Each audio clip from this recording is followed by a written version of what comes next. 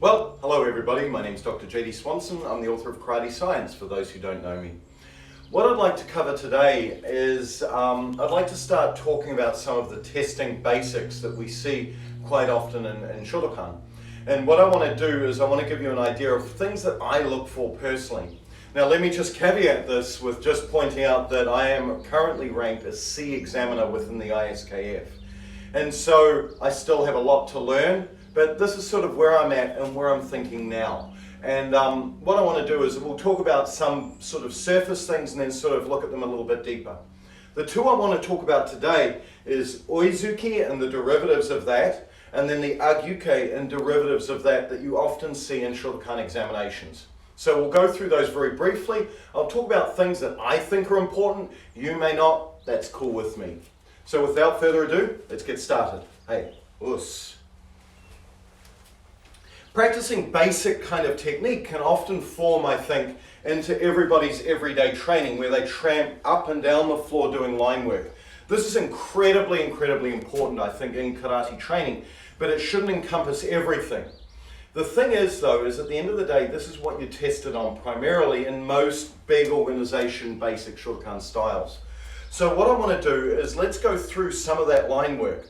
So again, all of this being said, line work is incredibly important, incredibly fundamental to karate training. And it's basically repetition. It's teaching you neuromuscular pathways to go again and again and again. So for a start, let's start out with sort of the yellow belt basic kind of techniques. As you drop down, and again, there's going to be lots of basic technique that I'm not really going to touch on. I want to talk on some of the more subtleties, but I'm going to tell you things that run through my head as I'm looking at this, as I'm moving from white to yellow, yellow to orange to green, purple, brown, and so forth. So from there, making gerambarai, the very first one is stepping forward, making Oizuki, so the lunge punch. So stepping forward, itch, knee. Then from here, stepping backwards, making Age-uke. This kind of idea. Some things that I think that are really important when I'm watching as they're progressing from white to yellow to and so forth. For a white belt, are they stepping shoulder width apart? Is their front knee bent? Right? Are they making some semblance of a punch? All of those things are important. Things that I sort of pay attention as I move sort of further on is a maturity of thinking in the basic lunge punch. So initially, what I often tell people to do is to start coordinating rear knee and their elbow together, flowing through like so, flowing through like so. The reason why I have them do that is it teaches them body awareness. It teaches them to connect up this kind of motion, so allowing here, step. This kind of feeling, this feeling and float. So what I'd like you to do is practice just charging up and down the floor, go up, maybe depending on how many steps you have, 1, 2, turn, 1, 2, turn, and so forth, just until you're nice and good and warm. Give that a go. Excellent. Okay, the next step that I start people thinking about is then, I expect them to start speeding their technique up. And there's multiple ways that you can time Oizuki, right? And I'll do a separate 15 minutes on this a little bit later.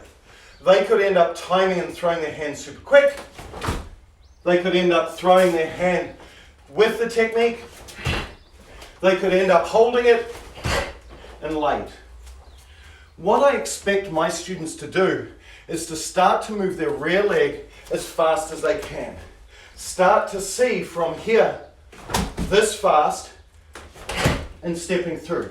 As quick as they can. Here, step, through. Right? What then I expect is that their hand times together. When they're maturing, as they mature through, I expect the classic hand front foot timing that you see. Here, squeeze, all together. Here, hand, all together. As they advance further, I want to see the timing of this hand just at any time within the extension of this leg. So it can be the timing then changes from being front foot to being rear foot timing.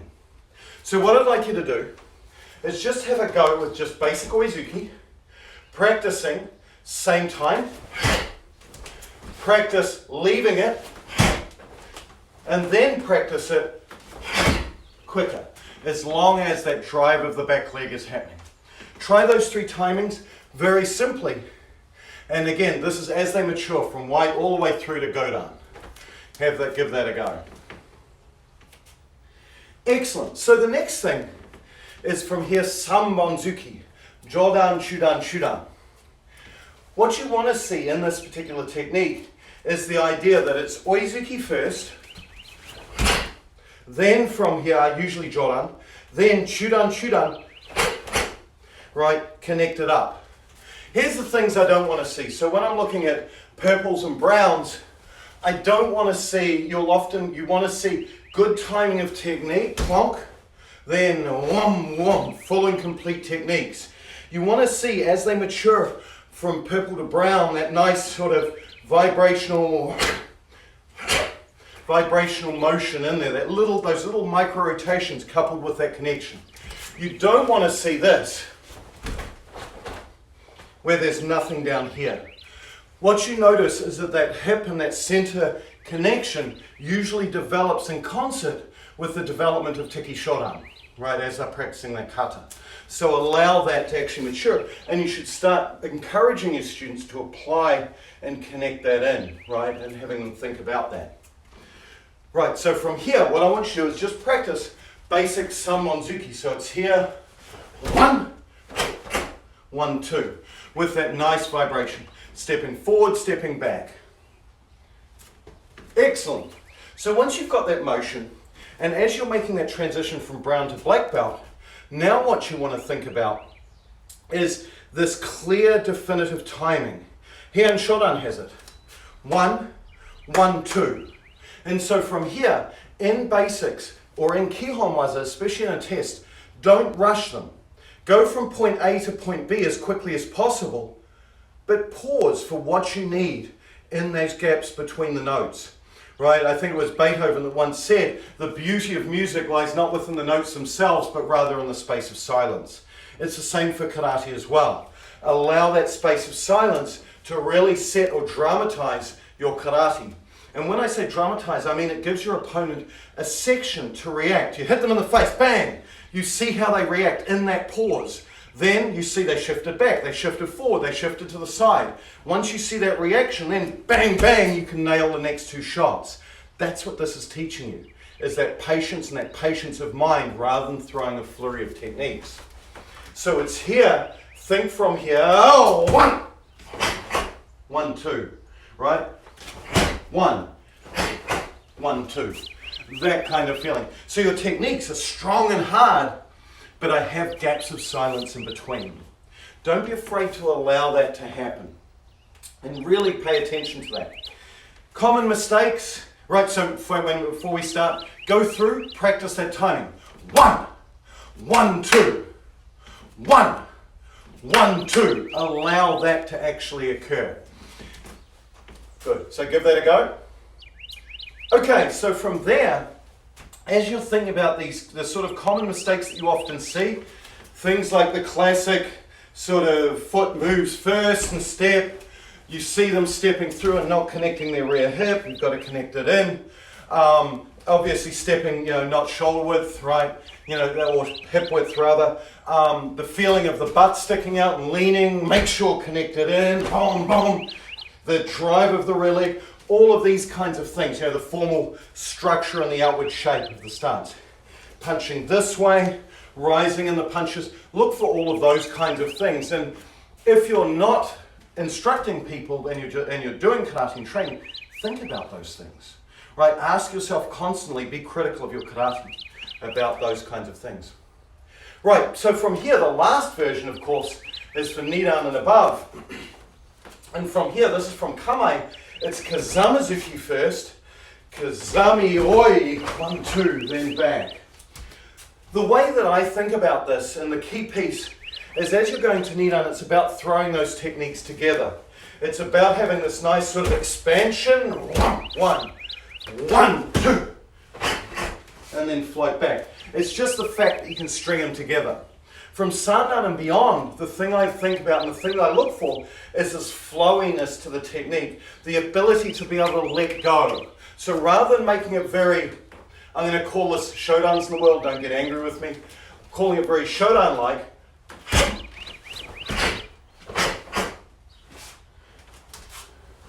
Nidan has a little bit more, Sandan is a lot more flowing. Pom, pom, pom, pom. So allow the motion as you progress through that sort of the downgrading sort of basic. Allow it to become more natural, more flowing. Pom, para, pom, pom, pom. Pom, para, pom, pom, pom. That feeling. And so with that, practice that for a little bit. Excellent. So now let's move to the Age-uke. Again, all of the basic pieces that we want to think about. If they're blocking at the beginning levels, are they blocking? Are they landing in stance? Are they in hami? Right? Is the technique in the right spot? All of those things are things that you should be asking. So in a basic, in a lower rank doing this, think here, they should be covering, they should be firing up. As they step, are they pulling forward as they go?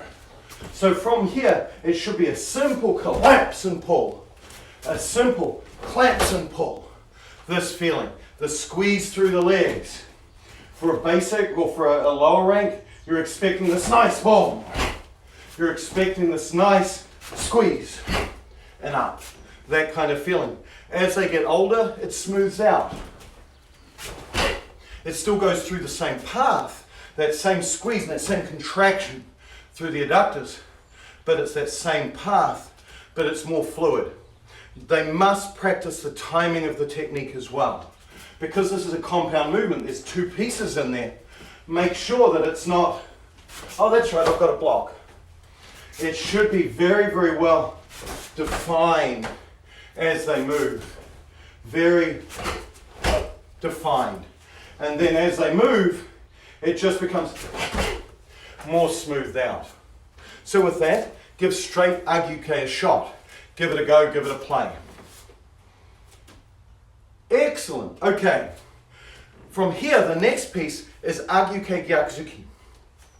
When you do this, make sure the key point is Hami Shoman. Hami Shoman at the most basic levels. So as they block, one, then watching, right? So make sure Hami, pull back, knee, also checking front knees not wobbling, right? There's going to be some motion in it as it moves, of course, because you're human, you move like a person. But again, as it goes, it shouldn't be extraneous. It shouldn't look bad for the knee. Allow it to simply pull, there, push. As they advance, what you expect is that pom, pom, pom, 1, 2, 3. So a green belt doing this may look something like this. 1, 2, 3. Right? Nice. 1, 2, 3. That kind of feeling.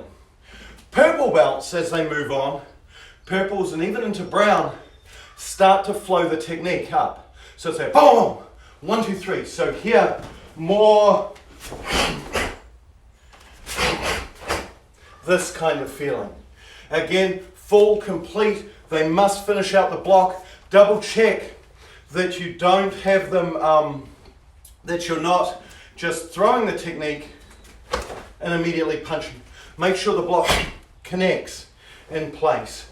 So that time as a green belt, or even as a lower purple belt or blue belt, whatever, as you stop and connect, keep them there, then have them punch.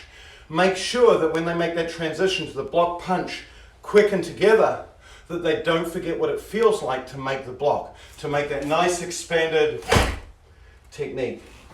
So with that, what I'd like you to do is just practice going forward and back. Age-uke Gyakuzuki. Age-uke Gyakuzuki. Good. So give that a go. Excellent. So some finer points on Age-uke that really sort of bug me is, remember, Age-uke does not load from here. It loads from here, comes up your body, to the side of your face and then rolls up. You see a lot of people that do this. Here's my impression of doing this when I need it to save my life.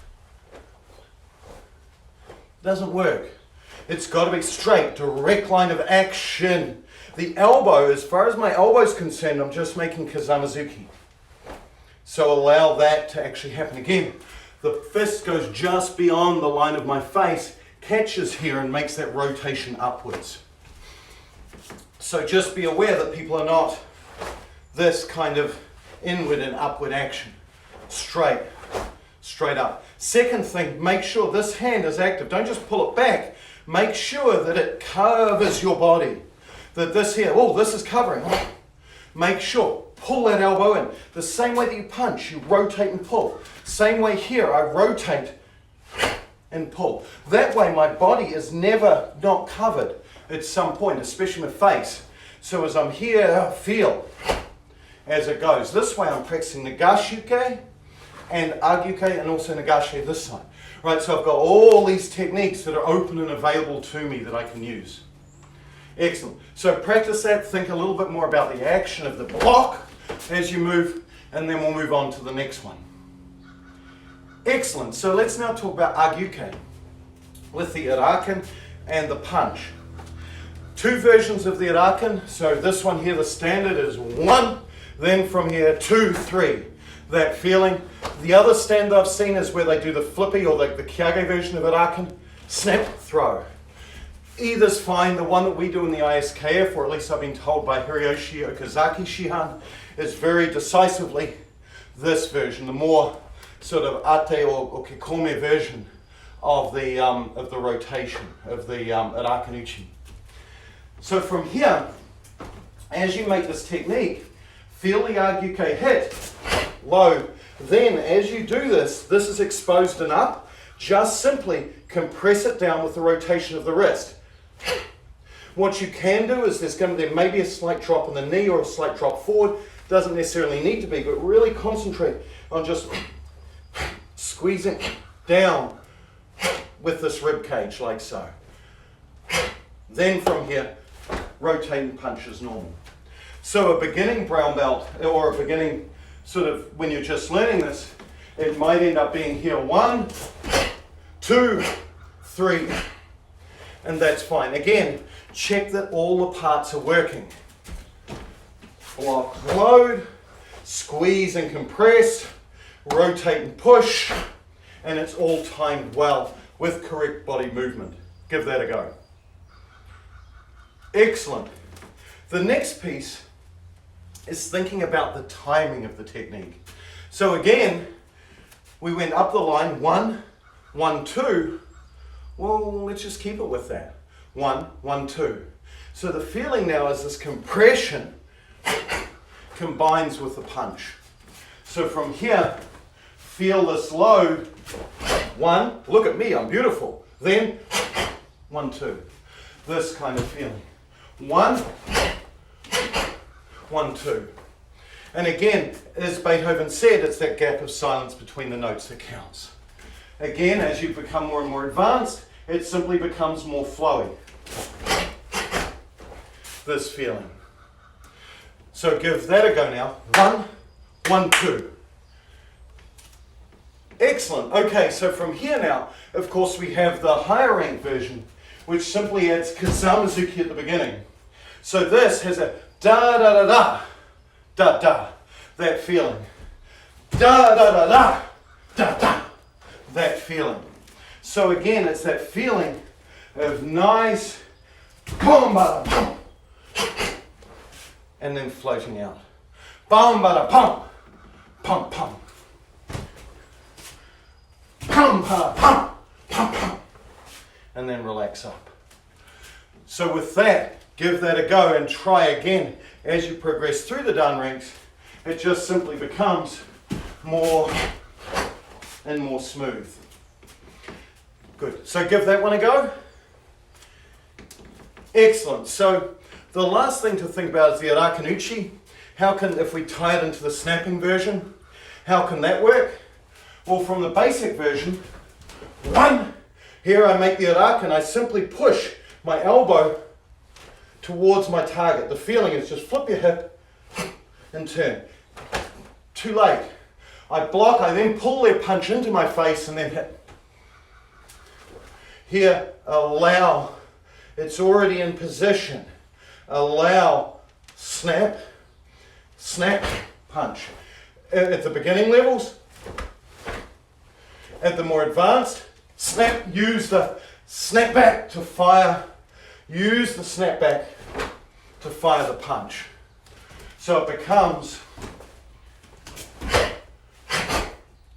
this feeling. Same thing in the more advanced version. Use that snap back. Again, clear timing. Boom, boom, boom. Boom, boom. Good. The last piece for the higher rank people is that relaxing out of kame. You don't, and sorry, wait, no. With that, give that a go. Excellent. So the last piece is that coming out of kame. Once you've finished whatever technique it is, don't, you need a forklift under your butt to get you out. Use your breath. Use your breath. So remember, what you notice is there's two things going on as you progress through the ranks over the 4 or 5 years. Number one, good form, good end technique. The second thing that layers on is the action of motion, the movement and the timing, the in-between bits, the way and how you get there. That becomes important. And then the last piece that layers on is the way that you transition between techniques and your timing, right? So it's in form, the shape, right? The actual noun. Geramrai, Age-uke. The next piece is the verb, how you get there, and the action of motion, the course of action, right? The last one is the timing or the cadence to your technique and the way that you let it go. And this is the way that you think about it. When you're looking at white, yellow, and orange belts, it's about the nouns, it's about the shapes, right? All the way to green belt. Purple belts, it's about how they're getting there. Black belt and beyond, it's about the timing so much more. Again, these are not mutually exclusive categories, but they blend together as you progress one to the other to the other. Those are the things, those are the subtleties that you look for, at least I look for. So as you make that motion, feel you've just finished here. If they're still holding it, this is very Shodan-like, right? Brown belt to Shodan, early black belt. Right? And most of them move that sort of very robotic way. Higher ranks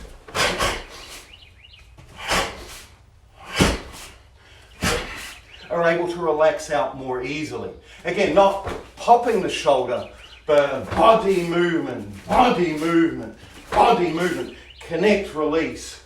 And so again, I spoke about this very early in one of my early 15 minutes of fun classes, 15 minutes of thought classes, about the idea of and how do you release this. And Okazaki sensei told me simply, breathe in. And so in the basic, in the testing basic, think about, and it may take you a second to, what do I do? Breathe in. As you become older, breathe in. Or as you become more advanced, continue to breathe out. Control and relax. These kinds of feelings. So with that, I hope that's informative to you. These are some of my insights to things that I think are important, especially that timing piece. And again, you know, form, function, that's what a lot of people think about, is the form, the end part of the technique. But karate is so much deeper. And when you're thinking about exams, testing, and looking at somebody's progress, which is all that is, it's just a measure of progress, how are those pieces coming together? How are their forms coming together? The very best karateka I've ever seen, their technique, and I've been around long enough to sort of see them through these transitions, it started out really clean and really sharp and very textbooky. Then what happened is it got sort of ugly. Right, the karate, the form started to go, but it was because they're becoming accustomed with their own body. And then miraculously, after a really long time, it becomes clean and actually back to basics. And I think this is where a lot of the Nijukun sort of ideas come from. Shuhari comes in, is that you've got to be able to adhere and stick to that basic form, make it ugly for a while to understand your body, and then your body will naturally come back to that basic form. And I've seen this in the very best, probably in some of the most famous karateka, that I've been able to see that transition in over my 40 years of training. So with that, thank you. I hope you all have a wonderful day, and I'll talk to you again soon. Hey, us.